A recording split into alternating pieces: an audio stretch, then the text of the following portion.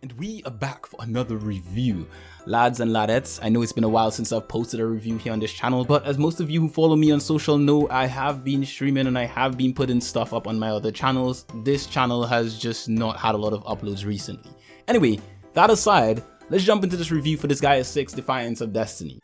So, what's a Prinny want from me? I guess it has something to do with all the demons that started rioting when the god of destruction showed up. That's absolutely right, dude! Be warned, the Disgaea franchise is not one for the SRPG uninitiated, and Disgaea 6 is no different in that regard. Disgaea 6 Defiance of Destiny is the 7th mainline entry in the popular Nippon Ichi Software flagship property.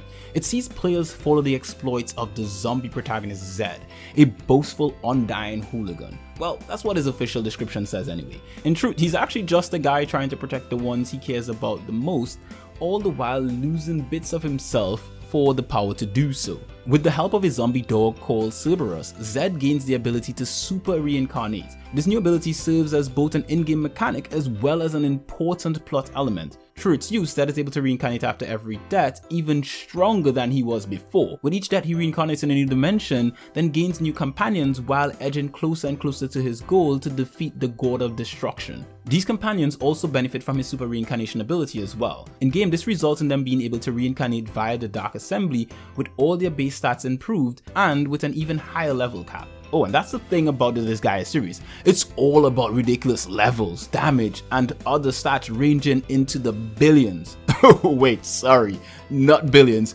quadrillions. With such daunting numbers, it's easy to see why this series may seem intimidating, but it's not the numbers you need to worry about. What makes a Disgaea game overwhelming is the sheer amount of systems it affords the player. From managing mana, karma, demerits, the Dark Assembly, demonic intelligence, squads, quests, team combos, stacking characters, and oh so much more! We could spend all day going over each system, but if we did that, this review would span a good few hours. Instead, let's focus on the new ones. In Disgaea 6, you'll be able to return any character to level 1 while retaining their stats. In this process, you'll be able to gain karma to further improve your stats and skills. If and when you choose to do so is entirely up to you. It is, however, recommended to do so at a higher level and to use up all of your unneeded mana, as you will be losing all of it upon completing the process. Disgaea 6 also has a high speed mode, auto battles, and auto repeat battles for easy grinding. Now, whether or not the grinding nature of these games can be seen as a flaw or not will depend on your affinity towards them. If you're a fan, then you love them as much, if not more, than we did. Other noticeable additions include demerits, which are like a personal achievement system for each character. As you improve your characters, you meet these requirements and thus gain rewards. Just keep in mind that you need to check each character's status menu to do so. Pro tip, press the Y button to claim rewards for a character at once instead of claiming them one by one. Moving on, we have the Juice Bar, a system which allows the player to share XP, mana, and other stats with any character, for a price of course. This comes in handy when leveling up new and newly super reincarnated characters. All of this and then some is what makes Disgaea 6 Defiance of Destiny so grand yet daunting all the same. Thankfully, the devs do drip feed you these mechanics throughout the surprisingly easy main campaign. You'll breeze through dimension after dimension, but keep in mind that the main campaign in the Disgaea game is really just an extremely robust tutorial. Where you'll truly be tested is in the item world and post-game content.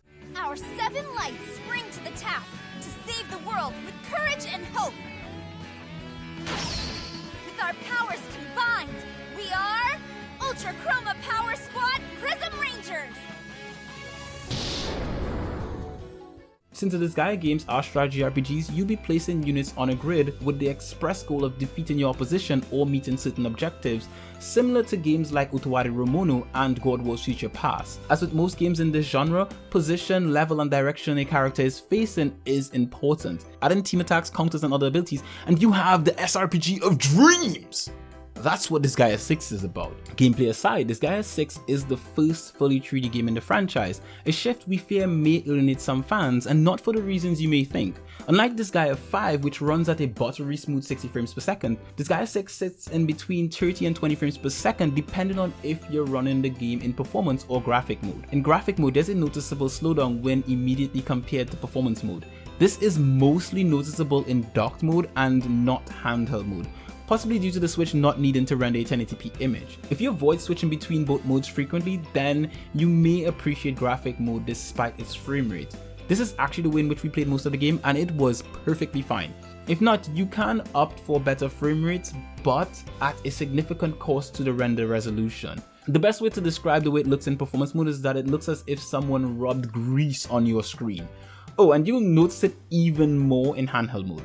All in all, despite its performance shortcomings, Disgaea 6 is still a great looking game, thanks in part to its anime style aesthetic and hyper stylized special moves. Some may find the look of Disgaea 5 to be better, but most of that may be related to the frame rate. With both games running at 60 frames per second, Disgaea 6 carries the torch well.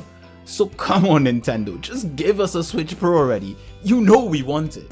Just imagine the look of these new 3D models run on a more powerful platform has us salivating profusely. Oh, and that's not just because Melodia is not censored in all of her shiggly goodness. GG NIS America, may all your future releases be gloriously uncensored as this one.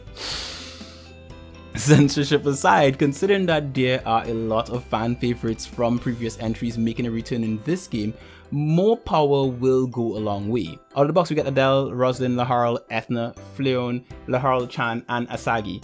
I know, I butchered some of those names, but you know what, you guys know me already by this point. Characters from Disgaea 3, 4, and 5 also make an appearance in the game as paid DLC, along with free VTuber DLC at launch. Each DLC character also has a unique battle with story attached for recruiting them. It's a nice touch, though it could have been done better. The reason I say this is that sadly DLC characters don't change interactions despite showing up in each other's recruitment missions. This sucks especially for those like Adele and Roslyn who actually have a nice relationship going, so when battling Adele with Roslyn in your party, as you would because of course you'd get the waifu first, there's no special dialogue between them. It's a missed opportunity for fanservice akin to what Dragon Ball FighterZ did, but alas, that's all we have to say about that for now. 継いだ男 Z と世紀末魔王イバールとの戦いの火蓋が切って落とされる。だから火の扱いにはご用心だってば。うるせえ、魔王は消毒だ。ほわっちゃーこら火炎放射器は人に向けちゃいけません。 With full English and Japanese voice acting for all characters during the main campaign and DLC missions, all should be satisfied. Each character sounds great and that soundtrack is brilliantly as Disgaea as it gets. Special mention to Akuma Drops 2020, Missing You, and Yugo Girl 2020. With Tenpei Sato at the helm, it's no wonder the OST is as splendid as it is. Keeping in mind that this is the composer behind every Disgaea title, as well as notable others including Trillion God of Destruction and The Witch and the 100 Knight. Flowers, huh? Thinking about Biko. Biko? And who might that be, Prince Ed? I will not allow you to brush me aside for some floozy! Are we clear? You're my prince, here to defeat the god of destruction, so I can have my happy ending! Don't forget it! So, with all I've had to say so far about this game, here's my final verdict. Disgaea 6 Defiance of Destiny is a solid entry in the franchise that I can easily recommend to fans of SRPGs. If you're not into the genre, then I'd say approach it with caution. It's not the most difficult game to get into, but it quickly becomes more and more complex. If played regularly enough, it should be easy to keep up with all of its mechanics, but take a few days or a week from it, and most may easily find themselves completely overwhelmed. It should also be noted that I'm not the most experienced with this franchise, so I'd like to recommend getting other opinions, most notably those from my fellow compatriots from the HPMP podcast who have also reviewed it. Shadow's most familiar with the series, while Blake happens to be the novice among the bunch. So make sure to check each and every one of their reviews for much more perspective on the game. Links will be provided in the description below. Reviews like this one are created thanks in part to the support of spectacular viewers like yourself. To make sure you don't miss out on anything we do, like, subscribe, and hit the bell icon. If you wish to support us even further, you can subscribe to our other channels, the podcast That Beautiful Life, use our Amazon affiliate links, or donate to our Patreon. Links to all are in the description below. And I'll see you guys in the next one.